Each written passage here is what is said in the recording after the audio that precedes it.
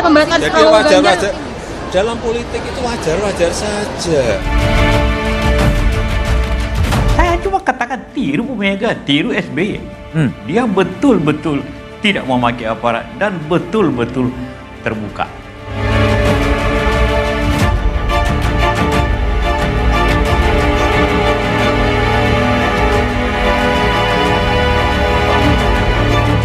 Jadi seperti saya katakan, ini kan pasti terjadi penggantian pemerintahan. Oke. Presiden maksudnya, pasti. Ya karena jadi sesuai pengalaman, maka seperti Pak Ibu Mega dan Pak SBY pada akhirnya dia betul-betul tidak mencampuri dan memberikan situasi pemilu itu yang adil dan terbuka serta jujur. Itu supaya memberikan nah karena itu saya kata jangan terlalu jauh. Saya juga paham bahwa seorang presiden itu juga bagian politisi, karena itu saya katakan jangan terlalu jauh. Boleh, jangan ngatur koalisi, jangan ini mengatur ini ya dan tidak, jangan mengatakan yang lain bukan bagian kita. Karena itu bisa berakibat begini sesuai pengalaman. Kalau pimpinan berkata begitu, maka kadang-kadang aparat di bawah atau itu ikut campur. Nah kalau itu terjadi ikut campur, mempengaruhi pemilu yang menjadi tidak adil dan tidak jujur. Dan ini bahagian daripada demokrasi kita harus dijaga. Pengalaman sejak dulu, jangan kembali ke Orde Baru, di mana semua dari polisi, babinsa, apa macam-macam gubernur ikut campur untuk memenangkan Golkar dari partai saya. Jauh itu masa gelap demokrasi, jangan kembali ke situ.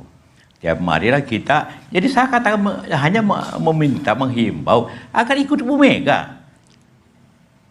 Ya ada yang terbuka, ada yang tidak terbuka, tapi semua juga bukan rahasia lagi lah. Bukan rahasia bagaimana mengatur koalisi, bagaimana mengatur ini boleh, ini tidak boleh, bagaimana ini. Ya kita maklum bahwa terjadi begitu.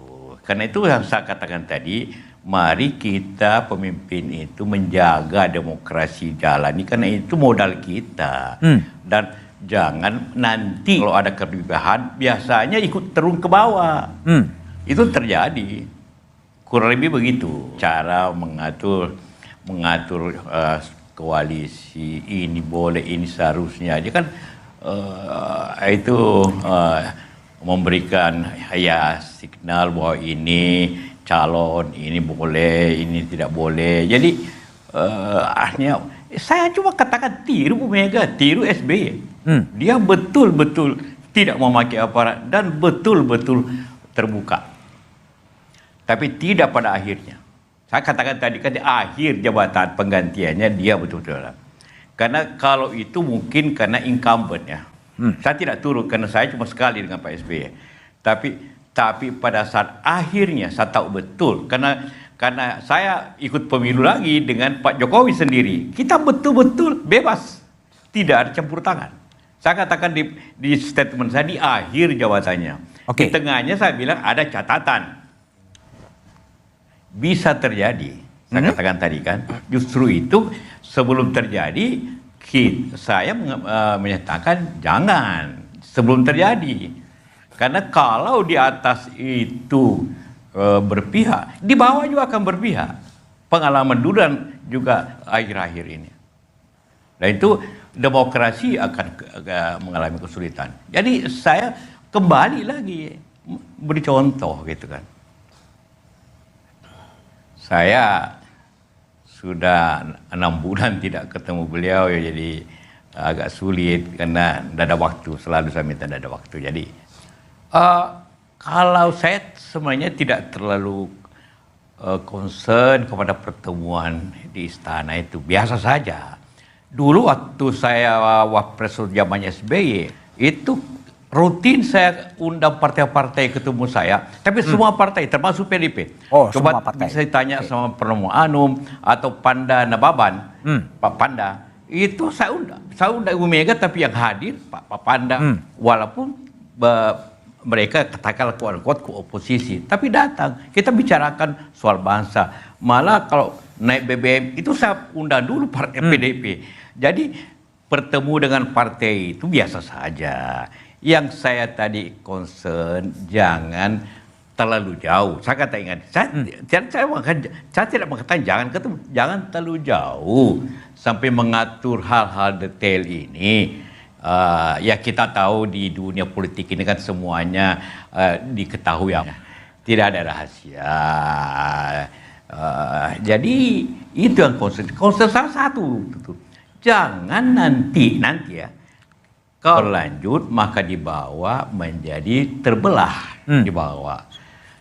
Nah, karena itu saya memuji Bu Mega. Pada tahun 2014 dia presiden tapi tidak membuat aparat itu berbeda. Oke. Walaupun saya menterinya, akhirnya salah beliau tapi tidak terjadi apa-apa. Sama dengan SBY pada ujungnya. Ya saya tidak mempersoalkan ketemu partai, bukan itu.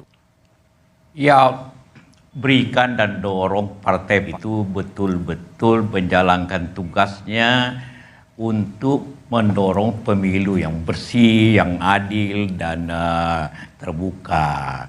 Itu yang paling utama.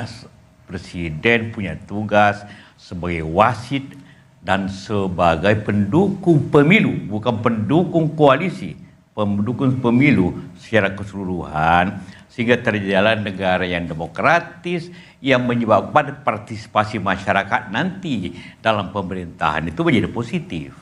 Dan itu pengalaman kita penting, jangan terjadi masa lalu.